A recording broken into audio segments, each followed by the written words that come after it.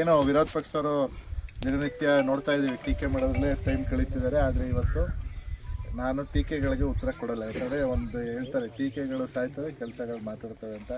ಇವತ್ತೇನು ವಡ್ಗೆರೆಯಲ್ಲಿ ಈ ಭಾಗದಲ್ಲಿ ಪವರ್ ಸ್ಟೇಷನ್ ಮಾಡಲಿಕ್ಕೆ ಇದು ಈ ಪ್ರಾಜೆಕ್ಟ್ ಕೇಳಿದ್ರೆ ಆಶ್ಚರ್ಯ ಆಗ್ತದೆ. ಇದು ಅಪ್ರೂವಲ್ ಆಗಿರೋದು ಮಾದೇಪುರ ಸರ್ ಕಾಲದಲ್ಲಿ.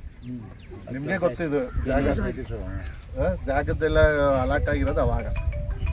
5 ವರ್ಷ ಇವ್ರು ಏನು ಮಾಡಿದ್ರು? ಇವ್ರ ಅಪ್ಪಾಜಿದೇ ಸರ್ಕಾರ ಇತ್ತಲ್ಲ, ಮಾತಾಡ್ತಾರೆ ನಮ್ಮ ಅಪ್ಪಾಜಿ ಅಂತಾರಲ್ಲ, ಅವ್ರದ್ದೇ ಸರ್ಕಾರ ಇದ್ದಾಗ ಅವ್ರು ಏಕೆ ಮಾಡೋಕ್ಕಾಗಲಿಲ್ಲ? ಇದು ಮಾಡಬೇಕು ಅನ್ನೋ ಮನಸ್ಥಿತಿ ಬರಬೇಕು, ಮಾಡಿಸ್ಬೇಕು ಅನ್ನೋದು ಇದಿರಬೇಕು.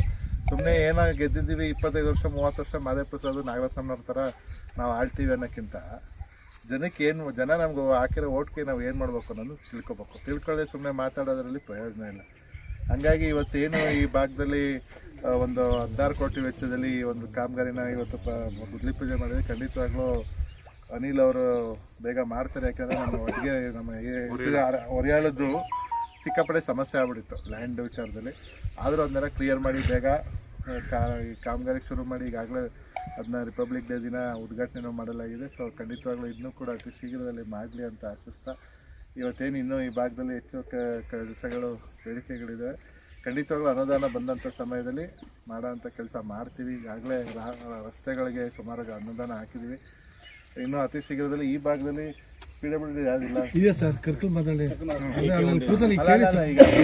12 ಕೋಟಿ ಇದೆಯಾ? ಇದೆ ಸರ್, 12 ಕೋಟಿ ಇದೆ ಸರ್. ಹೇಳಪ್ಪ ಶೀಘ್ರದಲ್ಲೇ. ನಾನು ಈಗಾಗಲೇ ಅದು ಎಲ್ಲ PWD ಎಲ್ಲ ಅಪ್ರೂವಲ್ ಆಗಿದೆ. ಮೋಸ್ಟ್ಲಿ ಇವತ್ತು ನಾಳೆ ಏನಾದ್ರು ಅವರು ಟೆಕ್ನಿಕಲ್ ಬಿಡ್ ಎಲ್ಲ ಓಪನ್ ಮಾಡಿದ್ರೆ ನಾನು ಅಸೆಂಬ್ಲಿಗೆ ಹೋಗೋಷ್ಟರಲ್ಲೇ ತಿರ್ಗಾ ಬಂದು ಗುದ್ಲಿ ಪೂಜೆ ಮಾಡೋಂಥ ಕೆಲಸ ಮಾಡ್ತೀನಿ. ಯಾಕಂದ್ರೆ 6ನೇ ತಾರೀಕು 2 ರೋಡ್ ಸೇರಿ ಸರ್. ಇವು ಅದಕ್ಕೆ ಬಜೆಟ್ ಸೆಷನ್ 6ನೇ ತಾರೀಕಿನ ಶುರು ಆಗ್ತದೆ. ಅಷ್ಟರೊಳಗೆ PWD ರಸ್ತೆಗಳನ್ನ ಗುದ್ಲಿ ಪೂಜೆ ಮಾಡೋಂಥ ಕೆಲಸ ಮಾಡ್ತೀವಿ. ಜೊತೆಗೆ ಅದನ್ನ ಅದು ಮಾಡ್ತಾರೆ. ಅದು ತೆರಕನಾಂಬಿಂದ ದೇಪಾಪುರ ಗೇಟ್ವರೆಗೆ ಮತ್ತೆ ಅದು 5 ಕೋಟಿಗೆ ಸ್ಯಾಂಕ್ಷನ್ ಐತೆ HDP ಸರ್.